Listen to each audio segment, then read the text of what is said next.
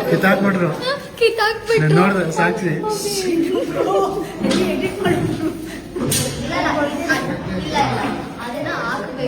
ನಾನು ಅವಳೆಲ್ಲ ಹೆಂಗ ಹಾಕಿ ಗೊತ್ತಾ, ಅಲ್ಲಿಂದ ಹುಷಾರಾಗಿರ್ಬೇಕು.